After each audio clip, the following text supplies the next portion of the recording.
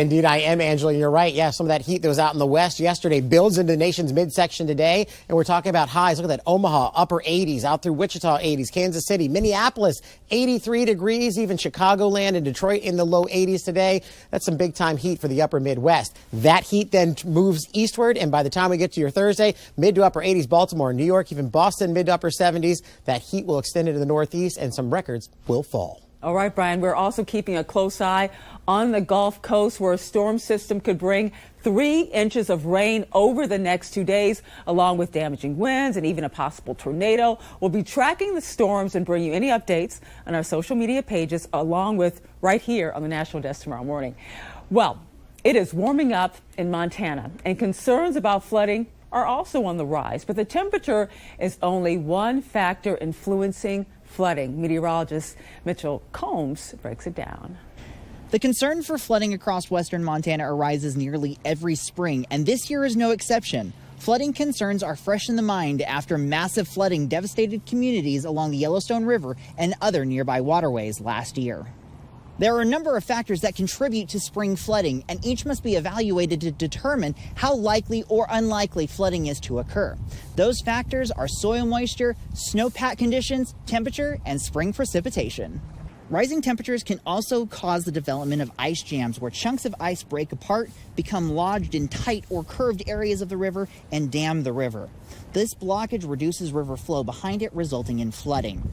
Spring rains can create problems of their own. Heavy rain falling on snowpack or still frozen ground has no way of being absorbed by the soil beneath, even if it is dry. The rainfall, especially if it is persistent, and its runoff can cause serious flooding, potentially inundating streets and homes.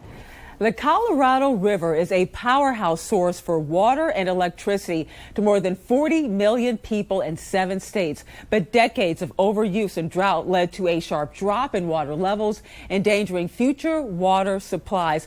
On Tuesday, the Biden administration released a long-awaited analysis of the situation, offering plans to slash water use in the river basin.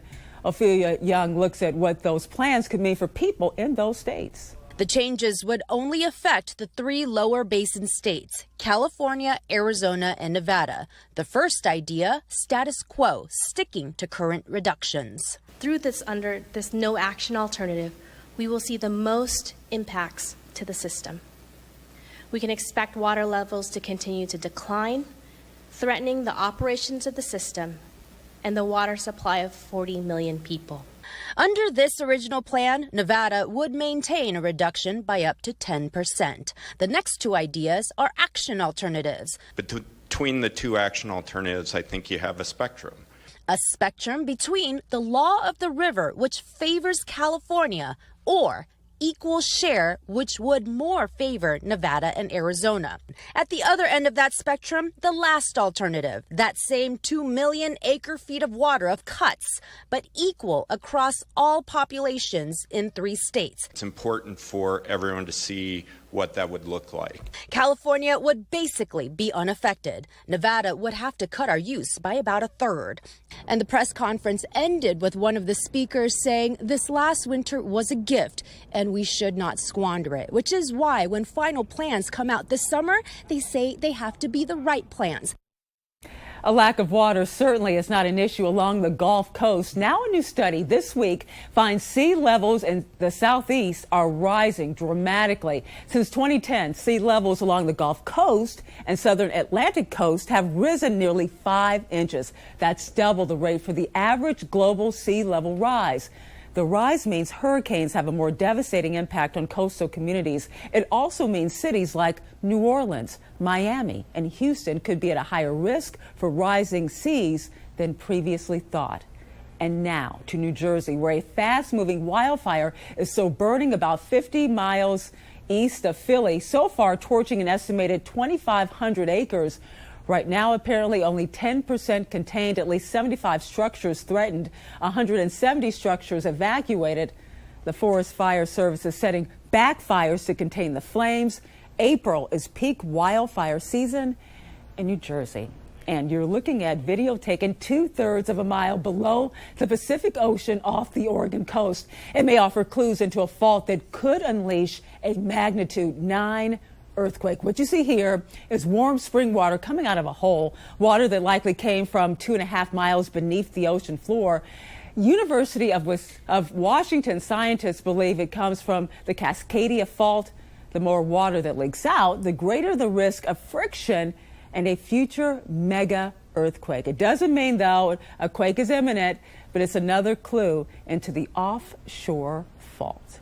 Well, you have probably heard about giant seaweed blob making its way across the Atlantic Ocean. It's called sargassum seaweed, and it's reached record levels. But as meteorologist Alan Sills explains, there have been other extreme amounts in the last decade. Well, that's seaweed, sargassum seaweed, the brown seaweed that you've heard maybe can be seen from a satellite. Well, it can, but not the way your eye sees it. This is the way the satellite sees it. The blue would be light density. The yellow would be moderate to heavy density. And once you get to the bright reds and the dark reds, that is very thick sargassum seaweed. And for the month of March, it was record levels in the Atlantic. It actually happens every year, and most folks think more about it in the summertime when you're trying to go to the beach. Well, go back in time to July 2011 and look how thin it was. Wasn't very heavy in the Atlantic Ocean. July 2012, same story, and 2013, there wasn't that much at all, relatively speaking. You can see a little light blue in the Gulf of Mexico. Bottom line is year to year it fluctuates, but in the last decade, it has been increasing and getting thicker. 2015, the month of July, you see it extending from the coast of Africa into the Gulf of Mexico. And then July of 2016, not as much, but look at 2017 and 2018. That was an extremely large mass of sargassum seaweed known as a sargassum belt, and it drifts to the west. You may have heard that it's 5,000 miles wide. Well, because it's moving to the west, it's technically about 5,000 miles long, but it's not one solid area. It is very hard to predict, and we know that it's influenced by runoff of fertilizers, for example, nitrogen that helps it grow, heat helps it grow, and ocean currents influence it. South Korea issued a yellow dust risk advisory on Tuesday for the entire nation. Winds blowing out of the Gobi Desert and Inner Mongolia shrouded the Asian nation with a fine dust. The government is advising people with respiratory illnesses, the elderly, and also kids just to stay inside. This is an extension of their severe sandstorms that have been plaguing China for more than a month. 89 years ago today, the Mount Washington Observatory recorded the strongest wind gust ever observed by man. On April 12, 1934, observers on top of the New Hampshire mountain recorded speeds of 231 miles an hour, while an automated instrument in Australia clocked 253 miles an hour back in 1996. Mount Washington still holds the record for the strongest winds directly observed by a human being. And coming up on the National Weather Desk, we'll look at how California's wild winter weather has been good news for local bees. And we will be right back. Politics.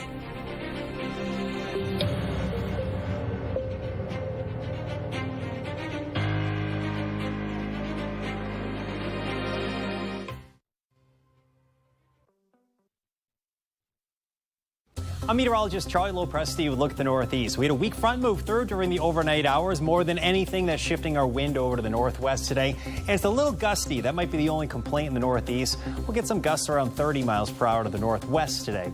Check out the temps. They're running the 60s and 70s, and it only gets warmer on Thursday. Look for unlimited sunshine on Thursday. Most of the Northeast will top out in the 70s and 80s. Parts of northern New England will stay in the 60s. Enjoy. I'm meteorologist Jasmine Lomax with a look at the Mid-Atlantic region. We'll start with mostly dry weather. There is the chance for a few very isolated showers, but the rain does clear as a cold front moves out of the region. We'll have plenty of sunshine as we head into the afternoon, and that goes along with nice and warm temperatures around the region. As we head into the afternoon, temperatures mainly reach the 70s and the 80s. Then as we head into the night, temperatures drop to the 50s and the 60s. I'm meteorologist Vetus Reed. Here's a look at your southeast forecast highs for the day. We're looking at about 80 degrees in Raleigh, 80 Nashville, 77 in Atlanta, 79 Macon, 76 in Charleston. Temperatures in the upper 70s and low 80s down in Florida. We do have an area of low pressure coming up off the coast down in parts of Louisiana, down towards Biloxi, Mississippi, and Pensacola. You should get some rain. A warm front will extend through Florida, giving us some more showers across parts of the southeast. But up around the Carolinas, Tennessee, we're looking at mostly sunny skies through the day.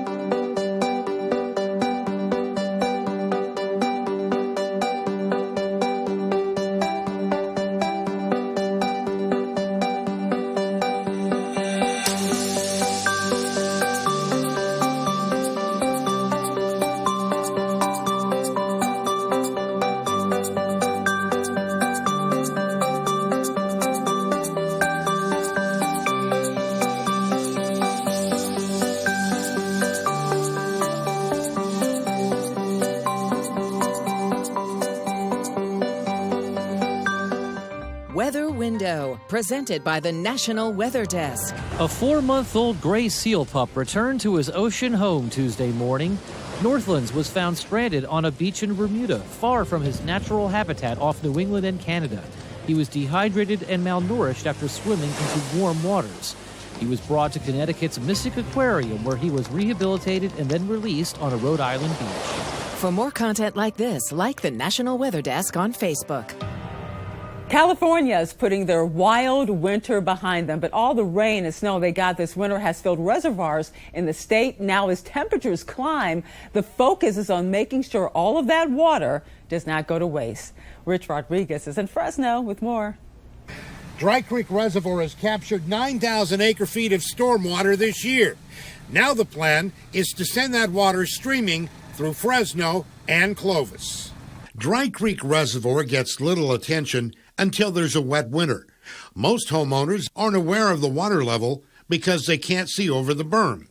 The birds seem pleased with the new place to splash, but the water won't be this deep for long. Being a flood control facility, the Corps of Engineers wants us to drain it down. That water could be diverted to other ponding basins or used for other beneficial uses.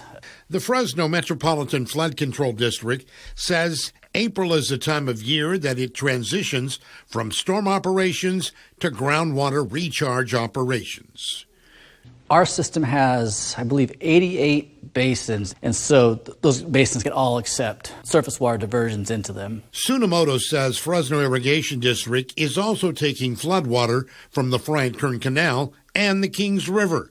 On an average year, we divert somewhere in the over 40,000 acre-feet to our urban basins.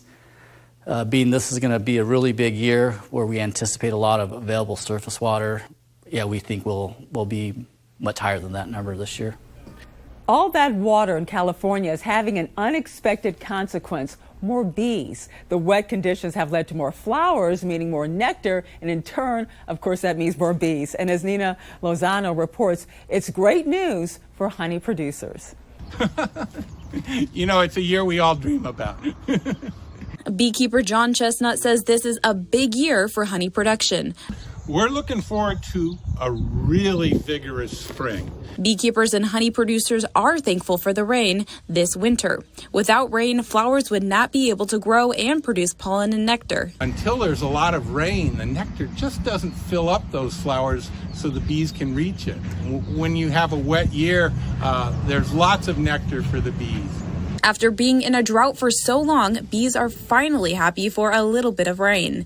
This year with all the rain, there's going to be plenty of flowers for them. They're already so happy, and having these warm days after all the rain we've had, they're really getting out there and starting to build up, and they're going to make a lot of honey this year. So Virginia Rose is also excited for honey production this season. It's going to be quite different from the last few years. Rose and her family have honeybees all along the Central Coast and sell honey at local farmers markets. It's just been really fun and a joy to be a part of the community, providing local, raw, pure honey. This time of year doesn't just bring out the bees, it's tick season as well. And this year, experts are warning that Lyme disease is not the only danger they pose. Katie Sampson is in Portland with the details.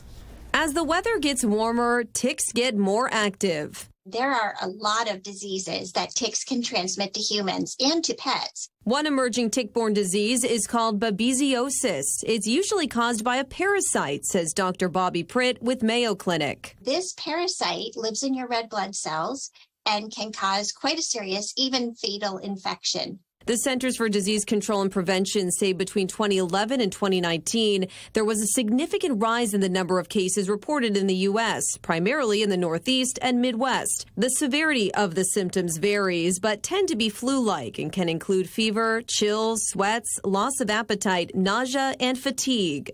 If you're immunocompromised or don't have a functioning spleen, disease can become quite serious and can even result in death. To protect yourself, practice the ABCs. A, avoid. Stay away from tall grasses and other areas in the woods where ticks are found. B, bug spray. The CDC recommends one containing DEET or picaridin, among other active ingredients. And C, cover up. Protective clothing can protect against bites. And last but not least, when you come inside, make sure you check yourself, your children, your family members, and your pets for ticks and remove them as soon as you find them. For folks in Montana, this time of the year means heading out on the Flathead River. This year, officials have a unique program they will help keep people safe and help them learn more about the river at the same time. Kyle Gibson is in Bozeman with more. A Flathead River group is hosting trainings for volunteer river ambassadors ahead of the float season to increase river safety, stewardship, and citizen science on the Three Forks of the Flathead River. Flathead Rivers Alliance is trying to recruit some volunteer team members to be river ambassadors on the Three Forks of the Flathead, and those ambassadors are going to learn some safety tips, conservation, education, and stuff that they can do to help make sure that anybody getting on the water is going to be mindful of safety, conservation, how they can be good stewards of those Three Forks. Tabish says you don't need any experience to become a volunteer ambassador. You only need an interest in helping out your community and protecting people out on the water. He also says it's crucial that ambassadors are out on the water during the summer months. That's what we're hoping to do, to have these volunteer river ambassadors out there helping promote safety, promote conservation, so that we're not having accidents or tragedies on the water, but we're also protecting those Three Forks of the Flathead River and all the wildlife and amazing amenities associated with those rivers. Usage and visitation increased over the last decade for the Three Forks of the Flathead, where much of the 219-mile federally designated wild and scenic river corridor borders Glacier National Park and Flathead National Forest. Primary goal for this River Ambassador program is to try to convey some of those very simple but important messages to folks who are going to be out on the water, that a few simple steps can really go a long ways to saving lives and making sure you just have a fun time out on the water. Well, have you seen a lot of clouds recently that seem to have a flat bottom? There is a reason for this. Let's turn to meteorologist Natalie Walters for today's weather lesson. Why do some clouds have flat bottoms? Well, here's a time lapse to show you an example of that. We have those blue skies, and then all of a sudden clouds start to develop. This is happening because the sun warms the ground and the air near the ground begins to warm and also rise. The water vapor will stay invisible until it cools enough to reach its dew point temperature, in which it will condense into water droplets. If the air is unstable enough, the clouds can continue to develop to form cumulus congestus clouds and eventually cumulonimbus. Well, if you want to see more content like this, head over to Instagram and search the National Weather Desk. We post the latest content from our 200 meteorologists across the country, and be sure to give us a follow while you're there. As we head to break, we'll leave you with scenes of Montana from above.